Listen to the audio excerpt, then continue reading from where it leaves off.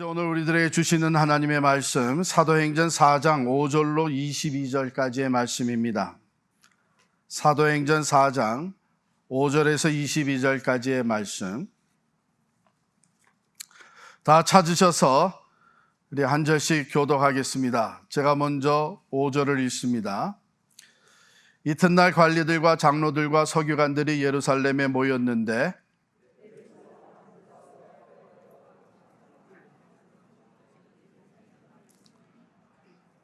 사도들을 가운데 세우고 묻되 너희가 무슨 권세와 누구의 이름으로 이 일을 행하였느냐?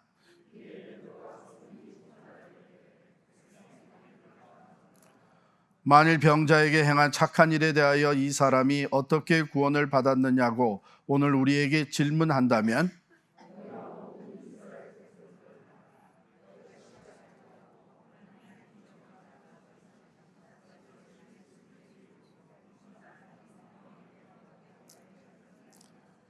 이 예수는 너희 건축자들의 버린 돌로서 집 모퉁이의 머릿돌이 되었느니라.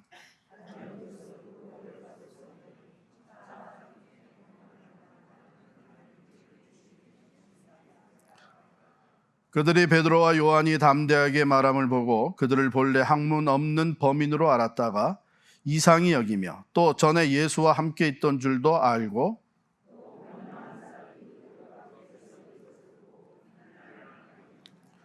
명하여 공회에서 나가라 하고 서로 의논하여 이르되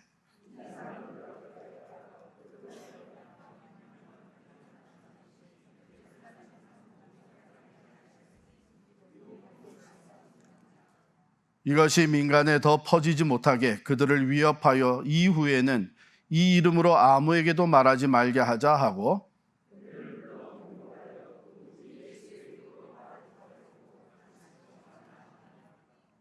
베드로와 요한이 대답하여 이르되 하나님 앞에서 너희의 말을 듣는 것이 하나님의 말씀을 듣는 것보다 옳은가 판단하라. 관리들이 백성들 때문에 그들을 어떻게 처벌할지 방법을 찾지 못하고 다시 위협하여 놓아주었으니 이는 모든 사람이 그 된 일을 보고 하나님께 영광을 돌림이라. 이 표적으로 병 나은 사람은 40여 세나 되었더라. 아멘.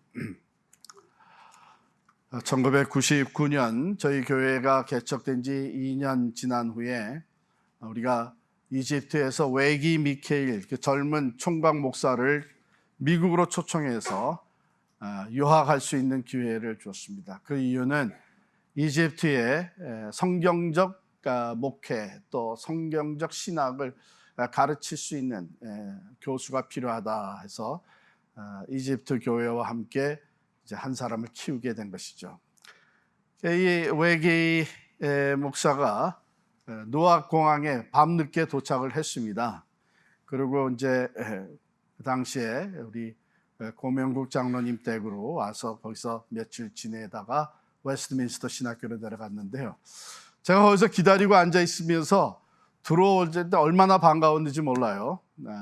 매우 지쳐 있었죠. 그 긴 여행에. 그래서 자기 전에 좀 대화를 조금 나눴는데 제가 그때 물었습니다.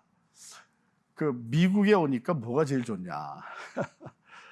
물론 첫 인상이 뭐 어떤지 해서 물은 것이죠. 그랬더니 그때 대답하기를 공항에 내려서 첫 받은 인상이 여기서는 마음대로 전도해도 되는구나. 이집트에서는 전도를 할 수가 없었던 것이죠. 그래서 설교 테이프, 복음 테이프를 이렇게 만들어서는 그것을 파크나 또는 그 모스크 앞에 이렇게 벤치에다가 놔두고 한 바퀴를 뺑 돌아서 나중에 와서 그것이 가져갔는지 안 갔는지 확인을 하곤 했었답니다. 그런데 미국에 오니까 여기서는 마음대로 전도할 수 있다는 이 생각이 들면서 얼마나 벅찼는지 몰랐다. 그런 얘기를 해요. 그래서 제가 참 잘 선택했다 하는 생각도 있었고요. 또 도전도 받았습니다. 우리는 이렇게 마음대로 전도할 수 있는 것에 살면서 우리의 관심은 어디에 가 있나 하는 생각을 갖게 되었었죠. 선교적 교회, 선교적 안목을, 미셔널 라이프를 살아가는 사람들의 관심은 바로 거기에 있는 것이죠. 여러분, 우리가 이제 뉴노멀을 맞이하게 됩니다. 우리가 계속해서 뉴노멀이라고 하는 이유는 과거와는 다른 사회 환경이 될 것이다. 앞으로의 날들은 이 코로나 팬데믹을 지나고 나서의 우리의 삶은 과거와 달라질 것이다. 그렇다면 이 환경의 변화 속에서 사회가 변화되는 여기에서 우리의 관심이 어디에 가 있습니까? 앞으로는 이런 데 투자해야 돈을 벌 수 있겠구나. 내가 이런 상품을 다뤄야 되겠구나. 이제는 내가 이런 공부를 해야 되겠구나. 그런 생각들이 들겠죠. 그런데요, 하나님의 말씀은 우리에게 거듭 뭐라고 하시냐면 너희는 먼저 그 나라와 그 의를 구하라. 그리하면 이 모든 것을 너희에게 더하시리라 그랬어요. 환경이 변할 때에 어떤 새로운 일이, 예기치 않았던 새로운 일이 벌어질 때에 여러분, 예수의 증인되어 살아가는 사람들은 생각이 먼저 여기에 가 있는 거예요. 이제는 내가 어떻게 전도를 할 것이냐, 이제는 내가 어떻게 예수를 전할 것이냐, 우선순위가 거기에 가 있는 것이죠. 그게 미셔널 처치고 그게 선교적 삶을 살아가는 사람들입니다. 여기 보면 베드로와 요한이 삶에 펼쳐진 새로운 환경 속에서 기회를 포착을 합니다. 나면서부터 안진뱅이 된 사람을 고쳐줬어요. 40여세 된 사람. 그 주변의 사람들이 다 알고 있었기 때문에 놀라운 기적이었죠. 그가 일어나서 걷기도 하고 뛰기도 하면서 성전에 들어가서 하나님을 찬양할 때에 많은 사람들이 이 놀라운 기적을 보면서 베드로와 요한에게 몰려왔습니다. 기회다. 이때야말로 우리의 영향력을 키울 수 있는 것이고 사도로서의 권위를 인정받을 수 있는 때고 우리의 리더십을 세울 때다. 그렇게 안 했어요. 기회다. 너희들이 왜 우리를 바라보면서 마치 우리가 고쳐준 것처럼 의아해하느냐? 이 일을 행하신 이는 예수 그리스도시다. 바로 이 주어진 새로운 변화 속에서, 새로운 환경 속에서 이들의 관심은 예수의 증인된 것이었어요. 나사렛 예수의 이름이 이 사람을 일으켜 세워 주었느니라. 그러면서 예수 그리스도를 쭉 증거해서 예수의 십자가와 부활을 증언했습니다. 자, 이로 인해서 사도들은 다시 또 어려움을 당하게 되는데 4장 1절에 보면요, 사도들이 백성에게 말할 때에 제사장들과 성전 맡은 자와 사두개인들이 이르러 예수 안에 죽은 자의 부활이 있다고 백성을 가르치고 전함을 싫어하여 그들을 잡음에 날이 이미 저물었으므로 이튿날까지 가두었으나. 다시 또 잡혀 들어가요. 하룻밤 갇혀 있다가 그 다음날 아침에, 그 다음날 이 이튿날 관리들, 즉 사내들인의 모든 그 종교 지도자들, 특별히 그 당시에 로마와 결탁해서 권력을 잡고 있었던 사두개인들, 이 사람들은 부활을 인정하지 않는 사람들이었기 때문에 이 사도들이, 베드로와 요한이 부활에 대해서 증거할 때에 그 거부 반응이 컸던 것이죠. 이 사람들은요, 함께 모였어요. 대제사장 안나스와 가야바와 요한과 알렉산더 및 대제사장의 문중이 다 참여하였다. 그 당시에 종교 지도자들, 권력을 잡은 사람들, 세력이 있는 사람들, 사내들인의 멤버들이 다 모여가지고 이제 신문을 하는 거예요. 7절입니다. 사도들을 가운데 세우고 묻되 너희가 무슨 권세와 누구의 이름으로 이 일을 행하였느냐?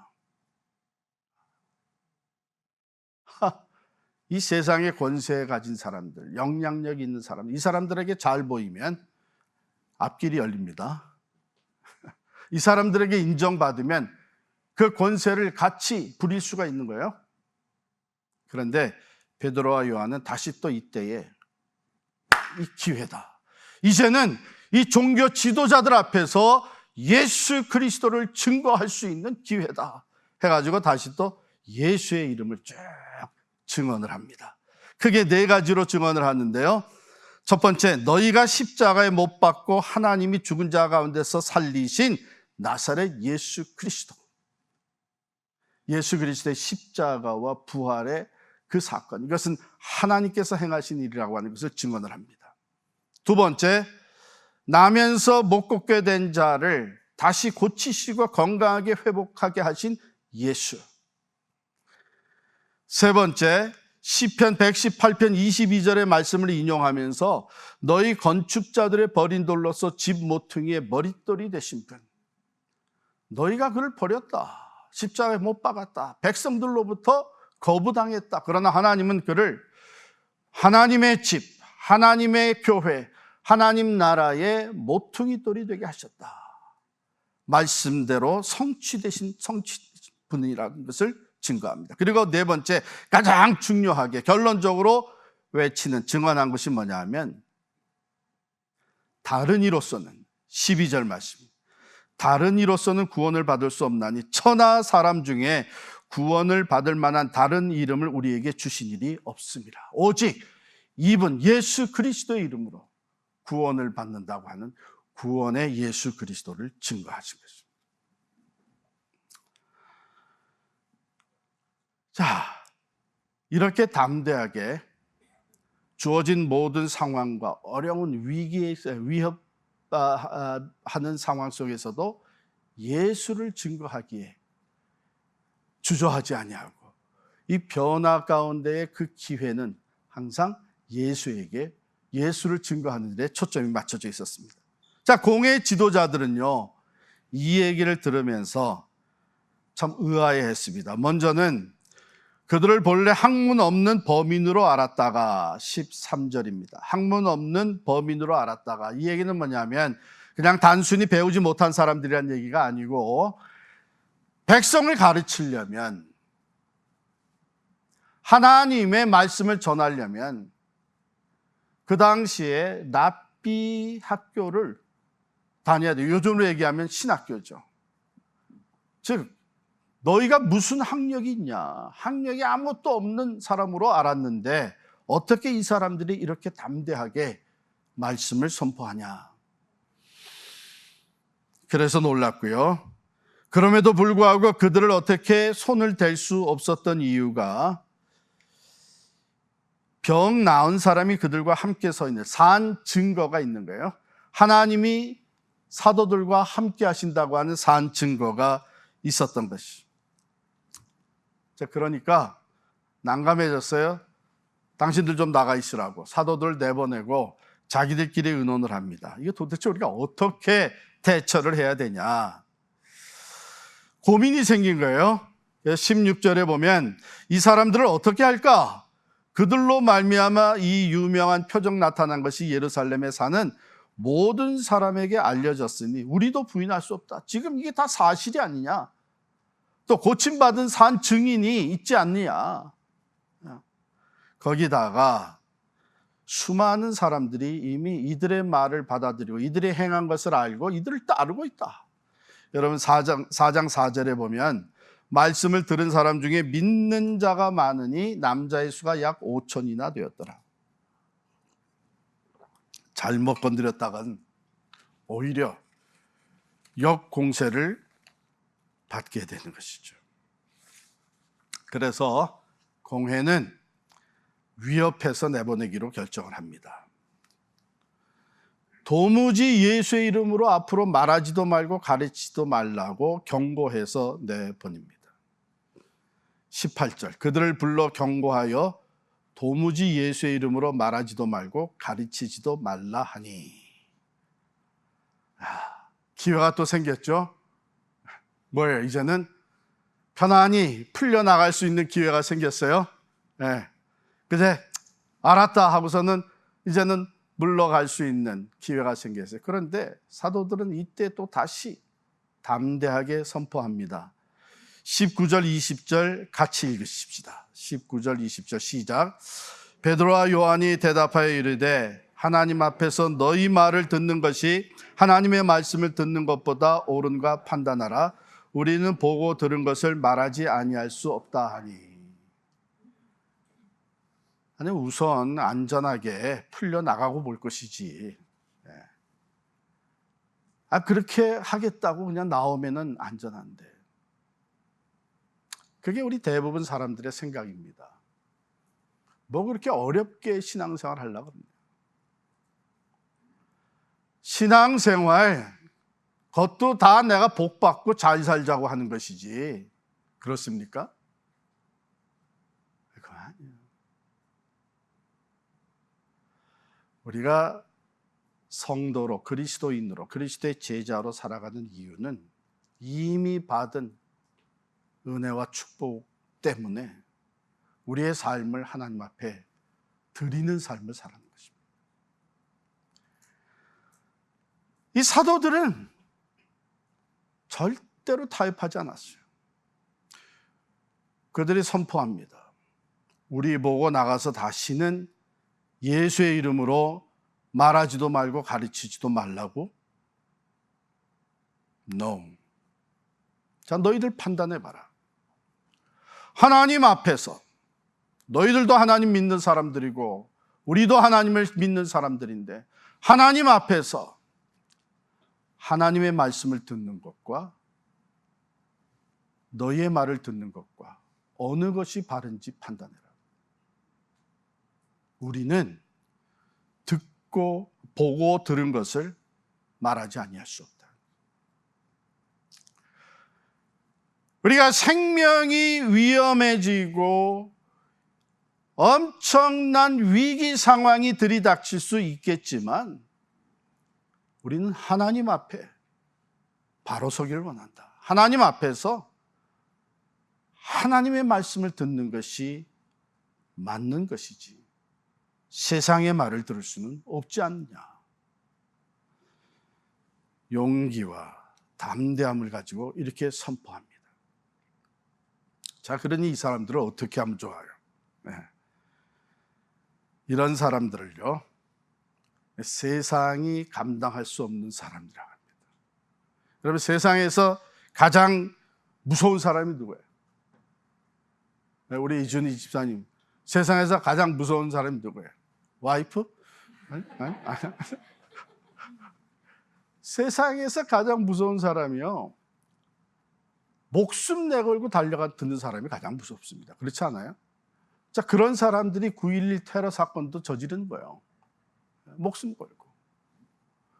그런데 여러분, 더 무서운 사람은 누구냐 하면, 죽이려면 죽여라 하고 달려드는 사람보다 더 무서운 사람은 나는 한번 죽었던 놈이야, 그런 거예요.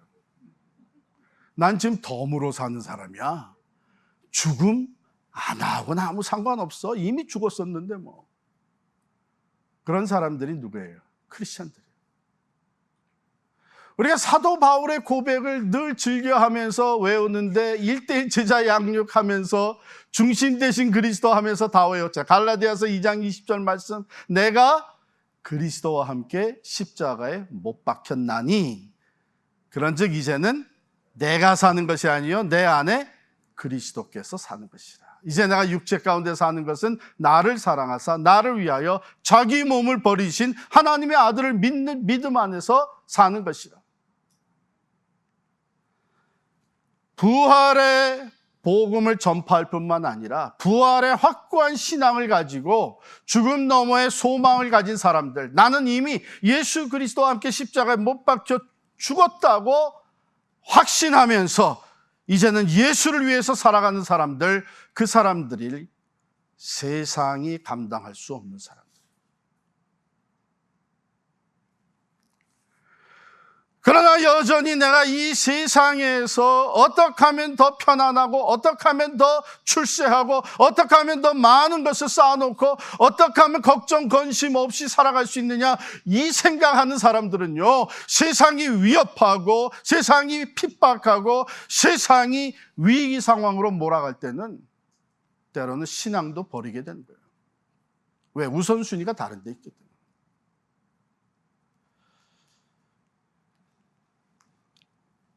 히브리서 11장 38절 말씀 한번 보실까요? 한번 다 찾아보세요.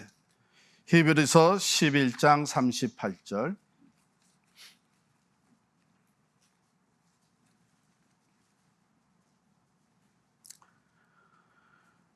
같이 읽겠습니다. 이런 사람은 세상이 감당하지 못하느니라. 그들이 광야와 산과 동굴과 토굴에 유리하였느니라. 자, 우리가 잘 아는 대로 히브리서 11장을 우리가 무슨 장이라 그래요? 믿음장이라 그러죠. 믿음장이라고 하고 거기에는 믿음의 선배들, 믿음으로 산 사람들, 믿음으로 승리한 사람들의 그 이야기가 목록이 쭉 나와요. 물론 모든 사람이 다 이렇게 포함되어 있는 건 아닌데 참 그 목록을 보면서 우리가 많은 은혜와 도전을 받죠. 그게 끝나고 나서 마지막에 이제 지금까지 언급했던 사람들을 크게 두 캐러고리로, 두 부류의 사람으로 나눈 얘기가 나옵니다. 33절 보시면 11장 33절 그들은 이렇게 나오죠. 기도원, 그 앞에 보면은 기도원과 바락과 삼손과 입다와 다윗 및 사무엘과 선지자들에 대해서 얘기하면서 그들은 믿음으로 나라들을 이기기도 하고 의를 행하기도 하며 약속을 받기도 하며 사자들의 입을 막기도 하며 불의 세력을 멸하기도 하며 칼날을 피하기도 하며 연약한 가운데서 강하게 되기도 하며 전쟁에 용감하게 되어 이방 사람들의 진을 물리치기도 하며, 이게 한 캐더글이에요. 믿음으로 나아가서 세상을 이기고 승리한 사람들, 믿음으로 승리를 이루어낸 사람들, 그 한 캐러고리. 그런데 또 다른 캐러고리가 나옵니다. 35절부터 보면 여자들은 자기의 죽은 자들을 부활로 받아들이기도 하며 또 어떤 이들은 더 좋은 부활을 얻고자 하여 심한 고문을 받되 구차히 풀려나기를 원하지 아니하였으며 또 어떤 이들은 조롱과 채찍질뿐 아니라 결박과 옥에 갇히는 시련도 받았으며 돌로 치는 것과 톱으로 켜는 것과 시험과 칼로 죽임을 당하고 양과 염소의 가죽을 입고 유리하며 하여 궁핍과 환난과 학대를 받았으니, 이런 사람들은 사실은 강조가 두 번째 부류의 사람의 그 강조하고 초점이 맞춰져 있어요. 이런 사람들은 즉 믿음으로 세상을 대처해 나가고 믿음으로 인내하면서 끝까지 복음을, 진리를 지키고 예수의 증인되어 살아가기를 포기하지 않은 사람들. 그래서 고통과 시련과 조롱과 채찍질과 순교를 당하는 사람들, 이런 사람은 세상이 감당하지 못한다. 왜요? 완전히 다른 가치관을 가지고 있는 사람들이에요. 세상에서 승리하는 것도 믿음으로 우리에게 주어지는 축복입니다마는 완전히 다른 가치관, 다른 삶의 기준을 가지고 있는 사람들이란 것이죠. 그게 뭐예요? 죽어서 산다. 죽음 후에 부활이 있다. 세상이 우리를 지옥에, 우리 육신의 죽음을, 우리를 육신적으로 죽일 수 있지만 하나님은 우리를 영원히 멸하실 수 있는 분이시다. 완전히 다른 가치관을 가지고 있는 사람들이에요.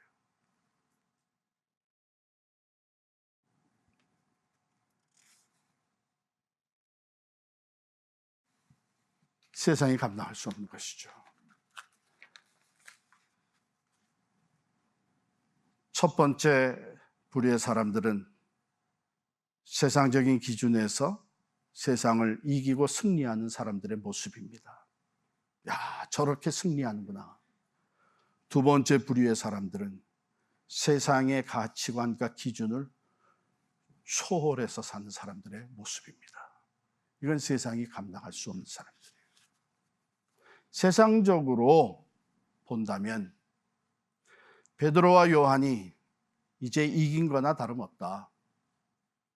저들이 어찌할 바를 몰라서 너희에게 그저 말로 위협하고 내보내 주니까 이제는 승리했다, 이겼다 하고 나가면 되는 건데 그게 아니라는 것이죠.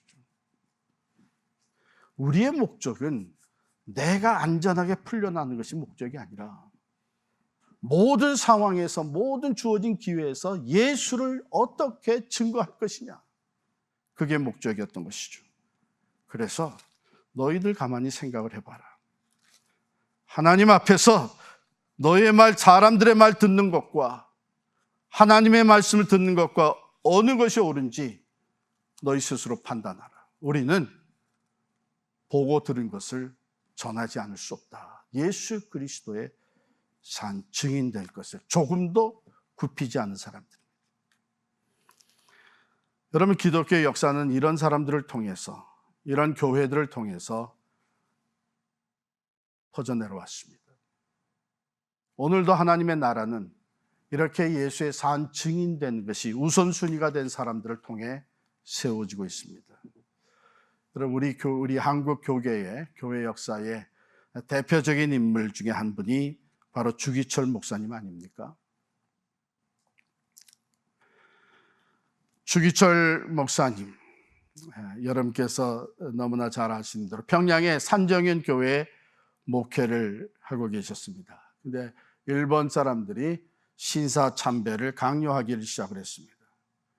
그것을 끝까지 반대하고 믿음을 지킬 것을 성도들에게 호소하면서 목회하고 있던 주기철 목사님은 이 일 때문에 수차례 감옥에 들어갔다 나왔다 하곤 했어요. 많은 고통을 당하셨죠. 그런데 한 번은 일본 헌병이 지혜를 짜낸 거예요. 주기철 목사님을 감옥에서 끄집어내가지고 그 산정현교회 성도들에게 쭉 둘러싸게 했습니다.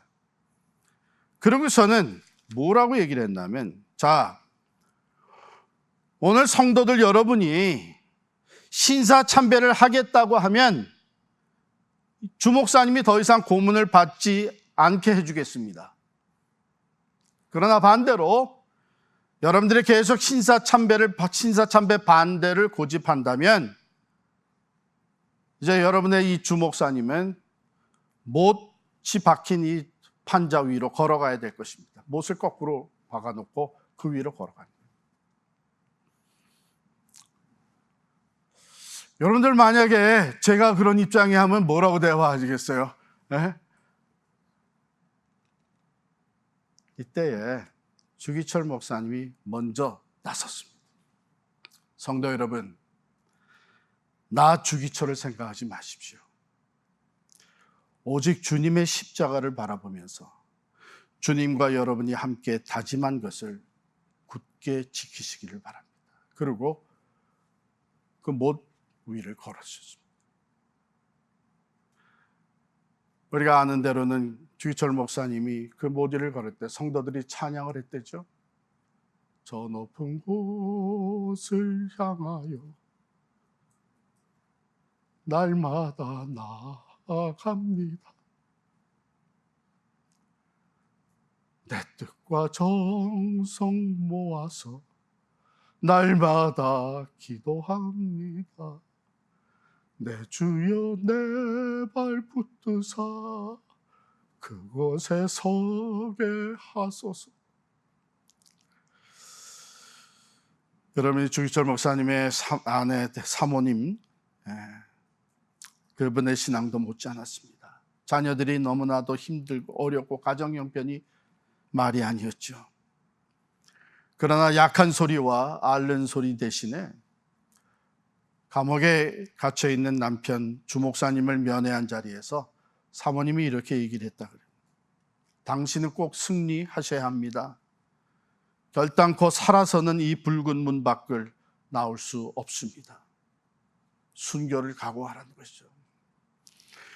그렇게 당부하셨던 이 사모님은 주기철 목사님을 굴복시키려고 일본 헌병들이 면회하러 온 그 사모님을 주기철 목사님과 가족들이 보는 앞에서 여자들에게 가했던 심한 고문을 가하기도 했다고 합니다. 그리고 주 목사님은 순교하셨죠. 주 목사님의 입관 예배에서 사모님이 조용히 일어나서 비장한 표정으로 이렇게 말했습니다. 여러분, 지금은 울 때가 아닙니다. 지금은 기도할 때입니다. 2016년 3월 17일에 한국에서 일사각오라고 하는 영화가 개봉이 되었습니다. 그것은 주기철 목사님의 일대기를 담은 영화입니다. 일사각오. 왜 제목이 일사각오인가 하면 주기철 목사님의 유명한 설교의 제목이 일사각오였습니다. 요한복음 11장 16절을 본문으로 했는데요. 디드모라 하는 도마가 다른 제자들에게 말하되 우리도 주와 함께 죽으러 가자 하니라. 이 본문을 가지고 일사각오라고 하는 제목의 설교를 했습니다. 이것은 1935년 평양 신학교에서 신학생들 부흥회 때에 주기철 목사님이 하셨던 설교입니다. 물론 일반 헌병들이 그 설교 원고를 다 가지고 가서 소멸시켰지만 그때 그 자리에 있었던 목사님 한 분이 나중에 기억을 살려서 그 설교의 내용을 요점 정리를 해 주었습니다. 첫째, 예수를 따라서 일사각오. 예수를 버리고 사느냐, 예수를 따라 죽느냐. 예수를 버리고 사는 길은 영원히 죽는 길이요, 예수를 따라 죽는 것은 진정으로 사는 길이다. 그래서 예수님의 12제자들 중에서 가장 솔직하였던 도마가 우리도 주와 함께 죽으러 가자고 일사각오했던 것이다. 둘째, 남을 위하여 일사각오. 우리가 믿는 예수님의 일생은 자신을 위한 것이 아니라 항상 다른 사람을 위한 삶이었다. 그가 이 땅에 오신 것도 자신을 위한 것이 아니라 남을 위해 오셨고, 섬김의 종으로 살아가셨고, 십자가에 죽으신 것도 죄인들을 위해 죽으신 것이다. 그러므로 예수를 믿는 우리들도 남을 위해서 희생할 수 있는 일사각오의 삶을 살아야 한다. 세상 사람들은 남을 희생시키면서 자기의 이익을 도모하지만 우리 크리스찬들은 내가 희생하면서 다른 사람들의 구원과 다른 사람들의 축복을 위해 살아가는 사람들이다. 도마는 훗날 이rak 인도인들을 위해서 목숨을 바친 그리스도의 제자였다. 도마의 일사각오. 오늘도 우리가 다른 사람들을 위해서 일사각오를 다짐하자. 세 번째, 부활 진리를 위하여 일사각오. 부활의 복음이 우리들에게 이르기까지 피로써 전해져 내려왔다. 로마 제국의 잔혹한 박해 아래 50만 성도가 피를 흘렸고, 로마 교황의 핍박 아래 100만 성도가 피를 뿌렸다. 우리가 읽고 있는 성경은 피로써 써내려간 피의 말씀이다.